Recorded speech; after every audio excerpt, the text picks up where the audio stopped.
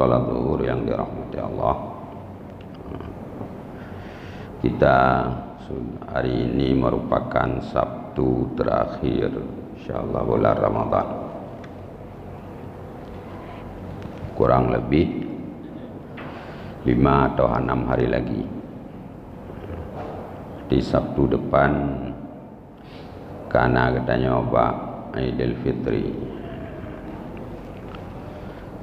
Menghadapi Idul Fitri ada 4 hal yang kita anggap penting. Pertama, mengeluarkan zakat fitrah.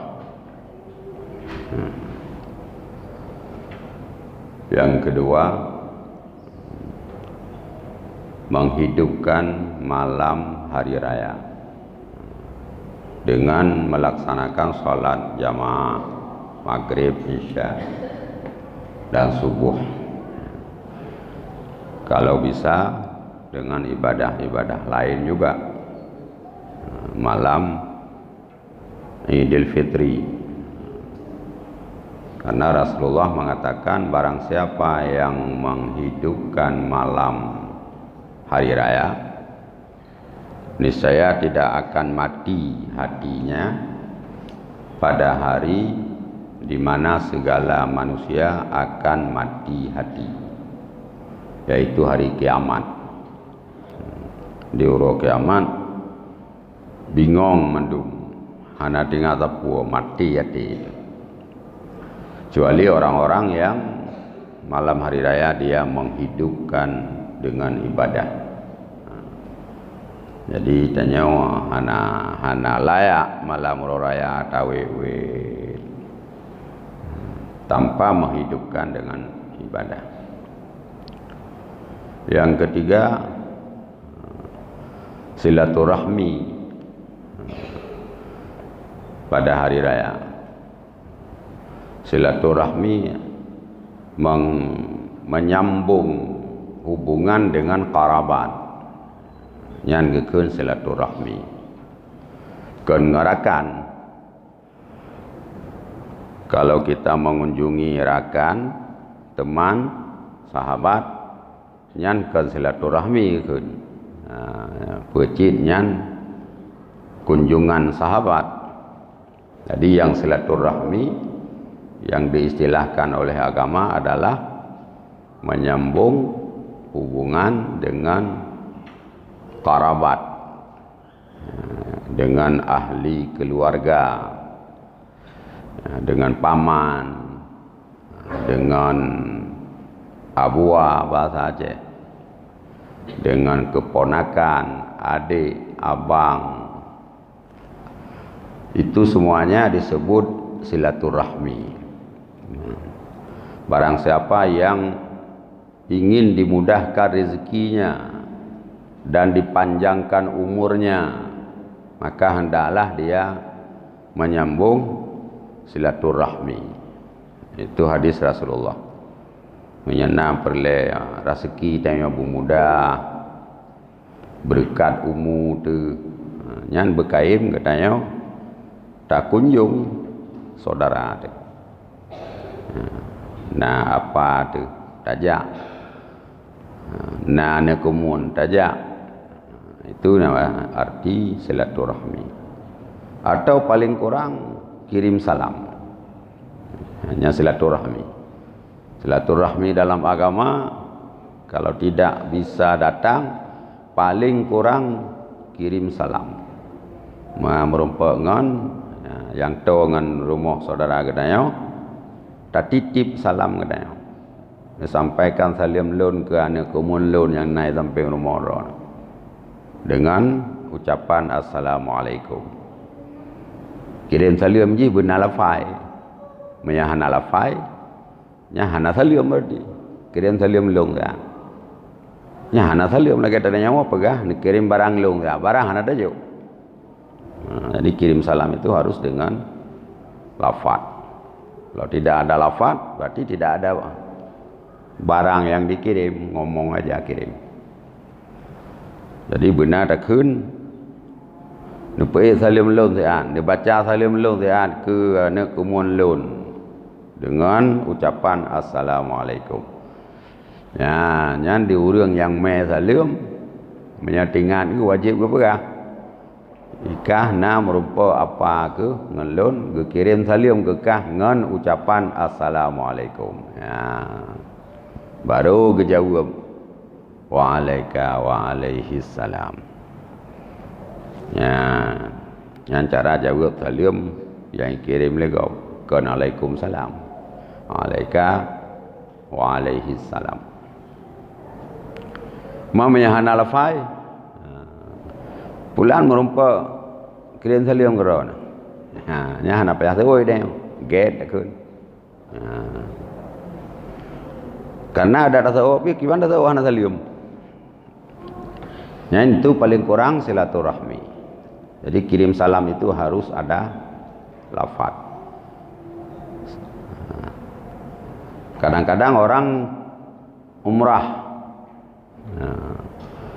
orang yang pengantar dia ngomong, kirim salam leung ke Rasulullah. Salam mana aku ucap? Ya, hana salam. Jadi baru dibaca salam leung atau kirim salam leung ke Rasulullah dengan ucapan assalamualaikum ya Rasulullah. Jadi orang yang jang umrah terus pedih gedang di ke makam Rasulullah diucapkan assalamualaikum ya Rasulullah min fulan bin fulin. Ya. Itu baru ada salam. Jadi silaturahmi walaupun dengan mengirim salam. Dan tidak mesti silaturahmi itu yang muda harus ke tempat yang tua. Anak mesti mana ni?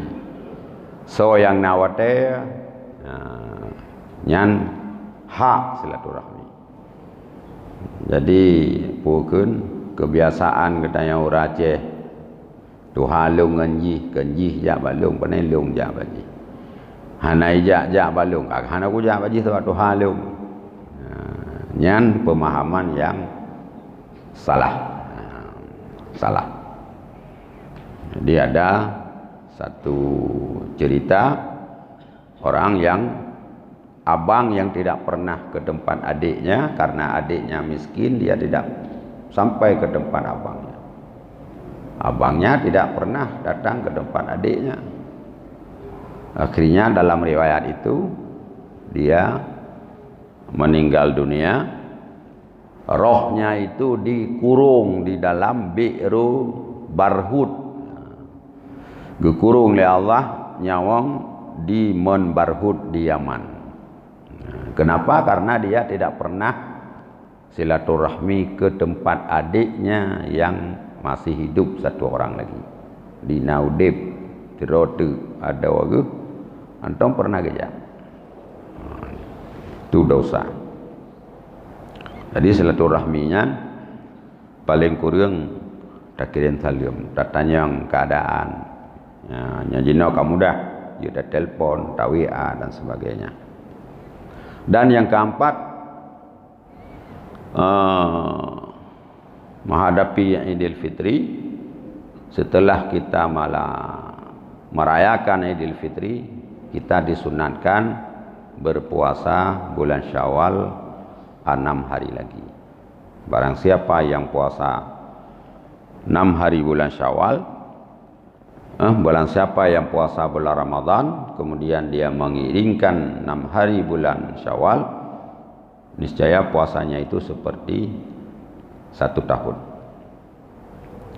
Kembali kepada pokok bahwa yang pertama tadi menghadapi hari raya Idul Fitri, kita harus kewajiban mengeluarkan zakat fitrah. Allah Subhanahu wa taala di dalam surat At-Taubah berfirman, walladzina yaknizuna adh-dhahaba wal fiddata wa la yunfiqunaha fi sabilillah. Orang-orang yang menyimpan emas dan perak. Di sini disebut emas dan perak karena berlaku zaman harta bak meh bak perak.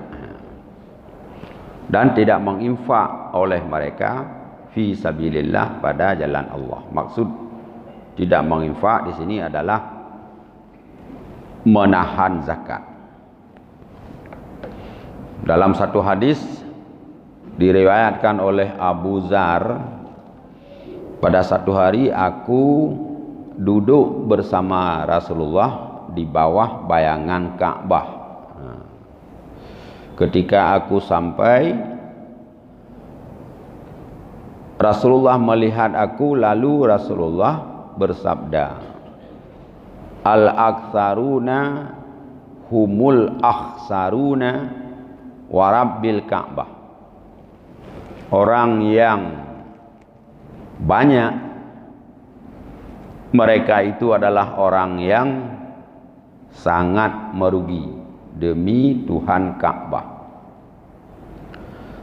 Qultu, kata Abu Zar, manhum, siapa itu orang yang banyak? Yang banyak-banyak. Qala alaihi salatu wassalam, Rasul bersabda, al-aktsaruna amwala, orang yang banyak harta. Illa man qala hakadha wa hakadha min baini yadayhi wa min khalfihi wa an yaminihi wa an shimalihi. Kecuali yang tidak merugi orang yang berkata ini untuk ini, untuk ini, ke depannya, ke belakangnya, ke kanannya, ke kirinya. Wa qalilun mahum, dan sedikit mereka. Ini hadis ini panjang. Jadi dalam hadisnya kepada yang paling berat rugo puro kiamat orang yang le harta. Terkecuali orang yang jikun nyawa kenau uke uia unun ulikut. Wa qalilum mahum, kata Rasulullah, sedikit orang seperti itu. Setelah dia memenuhi semua hajatnya, lebih daripada hajatnya, dia mengatakan ini untuk ini, untuk ini, untuk ini, untuk ini. Tapi orang yang tidak seperti itu disebut oleh Rasulullah humul akhsaruna, mereka itu yang sangat rugi.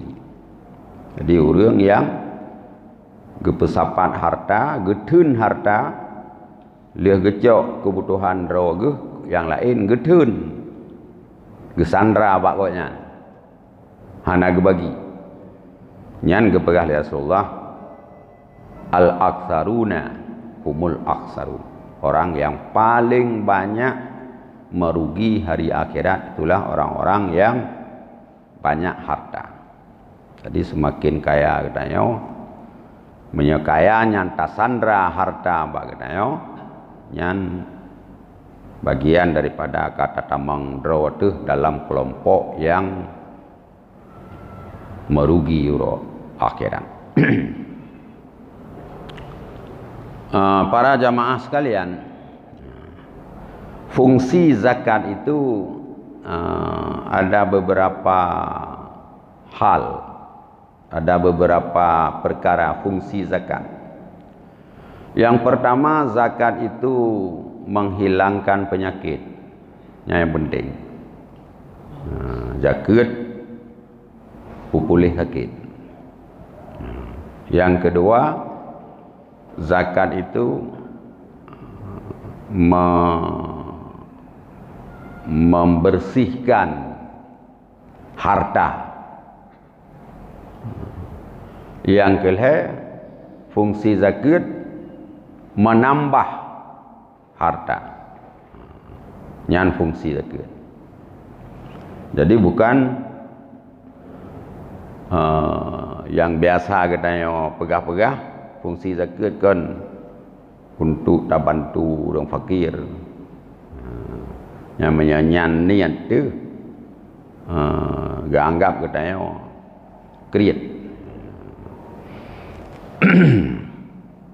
Jadi fungsi zakat untuk menghilangkan penyakit. Penyakit apa? Penyakit bakhil, penyakit kikir. Di dalam surat Ali Imran, Allah Subhanahu wa taala mengatakan, wala yahsabannalladzina ma bakhilu min fadlihi huwa khairal lahum bal huwa syarrul lahum sayutawwaquna ma bakhilu bihi yaumal qiyamah.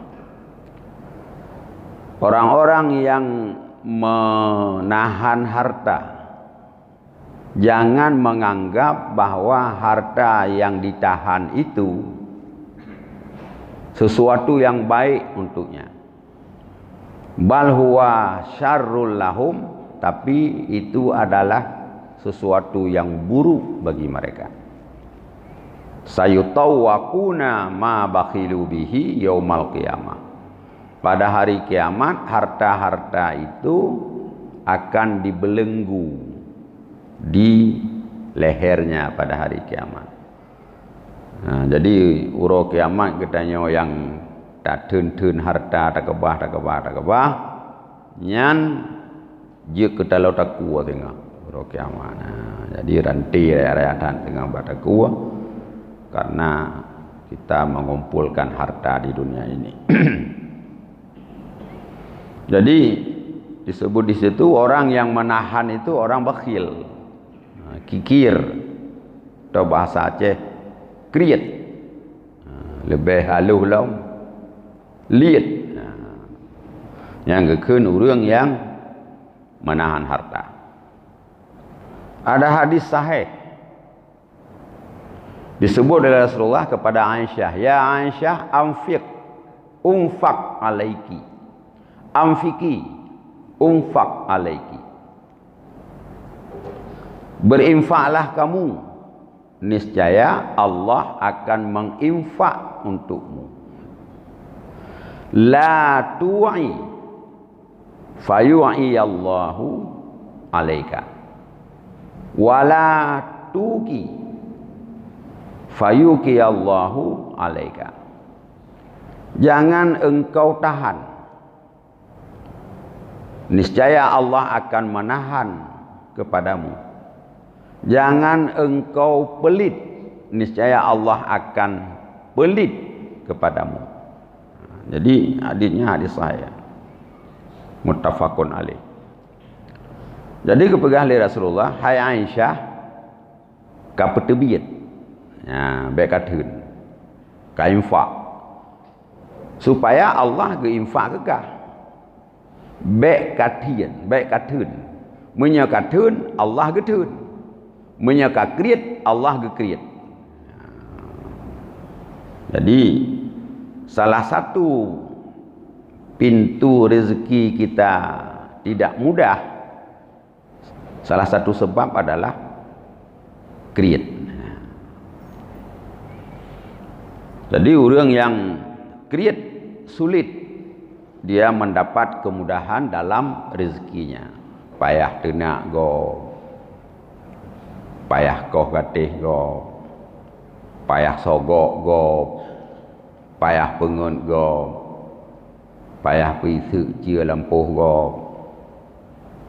payah pekun pe abe la mata go, baru mutu merah rezeki. Jadi ini bukan rezeki mudah itu disebut. Jadi mutu rezeki dia tak pengut kau. Mutu merah rezeki dia tak sikut kau. Mutu merah rezeki dia tak sogok kau. Mutu merah rezeki dia tak pukun tak salah. Gembira dan macam-macam. Nah, itu disebut bahwa rezeki yang tidak mudah didapat. Penglu tegaga itamong merutuh juta, tapi ratusan juta yang ditamong sijiem ke getanya na kenang pengen urang 50 rok baru terus pengnyan bagetanya Dalam waktu 1 jam kita dapat uang 100 juta setelah orang lain terzalimi 20-30 orang.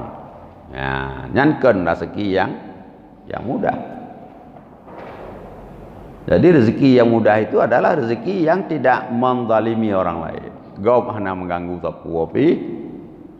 Rezekinya pemudah oleh Allah, itu namanya rezeki yang mudah. Tanya oleh tak ada rezeki, tapi kalau patah sampai gau membuat draw. Ya, menyahana patah sampai gau, han tak ada rezeki. Itu bukan rezeki mudah namanya. Rezeki didapat dengan secara diwit sampai gau. Ini akibat daripada tidak menginfak. Karena tanya kriat, maka Allah gekriat. Janganlah engkau menahan, niscaya Allah akan menahan untukmu. Jadi semakin datun ni katanya, itu ambil ketun. Oh, kah katun ni lebih ketun atrakah? Begitulah kira-kira hadirin yang dirahmati Allah. Fungsi daripada zakat untuk menghilangkan penyakit kikir, penyakit pelit. Maka giyu boh zakat salah sabah untuk mengobati penyakit pelit. Karena itu ketika kita membayar zakat, hinan pi meri kriat dia. Bangga tulis ba pengumuman pemerintah atau Departemen Agama, 1 jiwa 1 orang pada 10 mok sabah regam han lebih kamu dia boh di sebelah boh mok han tetap di 10 boh mok gecok ngeregam kepedu nyan tanda kriat pelit liat. Jadi dah mendih kan gebuh ju 2 hari sirau. Bukan ju 12 boh mu. Ya.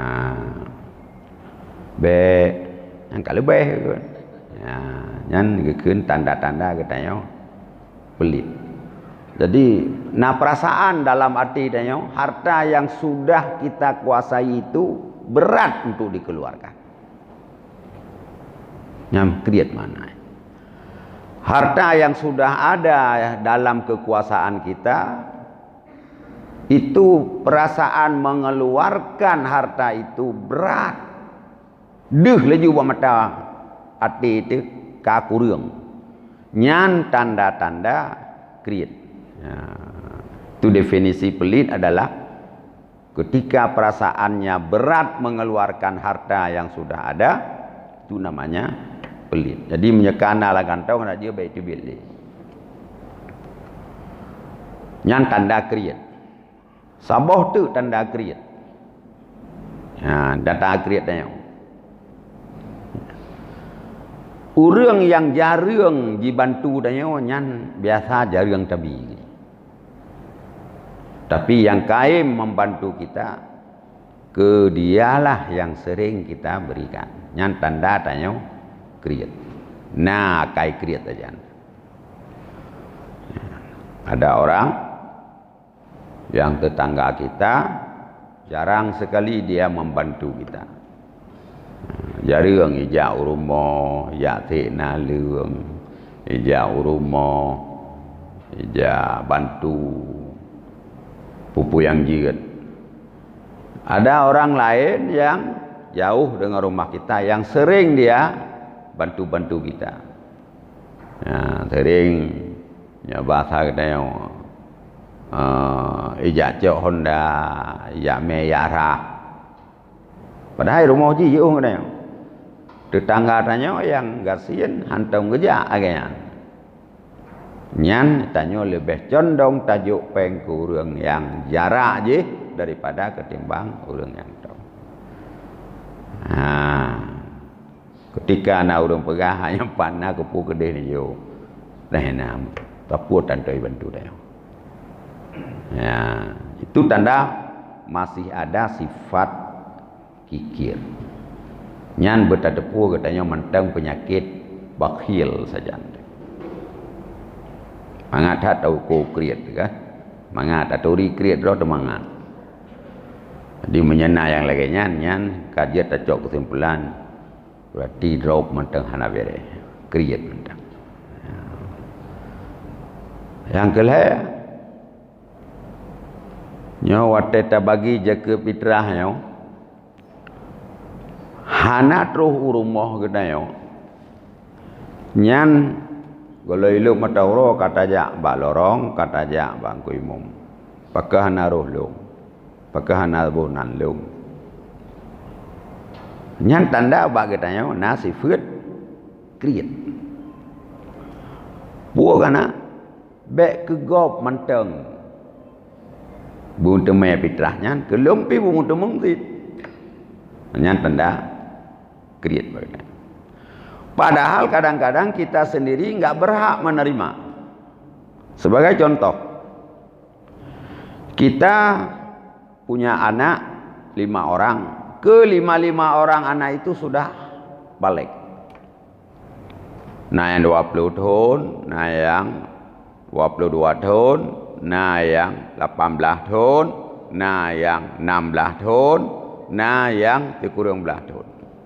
Ban Bandung awaknya mati rumah. Bandung awaknya mati rumah. Di rumah tanya. Tambah tanya orang ngampur rumah.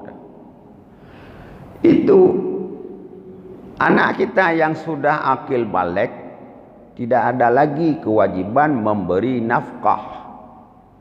Nyo perlu kita ketahui supaya bet salah cok fitrah dia. Nah ne telimang boh ka akil balik secara hukum agama hana wajib li memberi nafkah oleh orang tua. Terserah kepada kita selama ini kita tetap di rumah bersedekah itu lain. Nyankan meji pupur mohji dari rumah tanya dengan. Ibu kawin. Icok purmoh ipo kena. Tanya ciblau ber, tanya blau engkut. Nane ji tak blau bajelau. Itu bukan kewajiban. Yang kewajiban sawacit purmoh tu kai. Anak terbalimang kabalik tinggal wajib nafkah di atas kita hanya 1 isteri. Orang tua sudah meninggal. Ma kamati, ya kamati. Kira-kira untuk 2 orang kita makan kita dengan isteri kita cukup. Cukup. Perlu 1 hari kita makan berdua 100.000 rupiah. Dapat uang 170.000 atau 100.000 kita dapat uang. Itu sudah cukup. Tapi menyata beliau ke awaknya 5 tu luar tu kalau tu. Ini kita sudah cukup. Kalau cukup tidak berhak kita menerima zakat fitrah. Kita kaya. Bek tak pegah tak komplain bak tengku imum, bak kepala dusun, ilung 5 dro tanggungan ku rumah. Bahkan lung hana merupakan fitrah.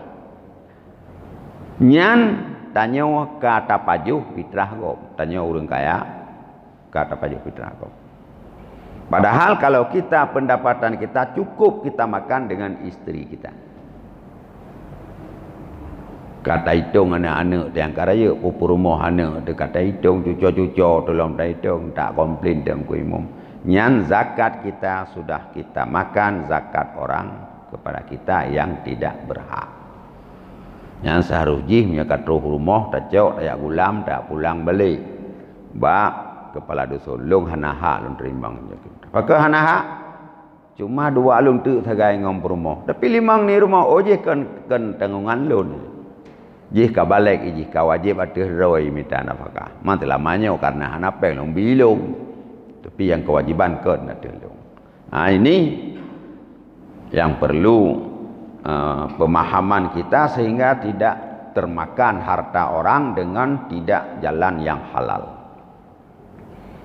Karena Allah mengatakan la ta'kulu amwalakum bainakum bil batil. Jangan engkau makan harta sesama kamu dengan secara haram, dengan secara tidak sah. Jadi pajuh harta gob dengan secara tidak sah nyan haram hukumnya. Kiban secara tidak sah hanaha katanya ka tacok katanya. Nah, itu namanya memakan harta orang tanpa hak atau tidak berhak. Nyan mungkin jut. Nah, mungkin sebagai pokok demikian. Karena mungkin yang bertanya menyahana apa habis.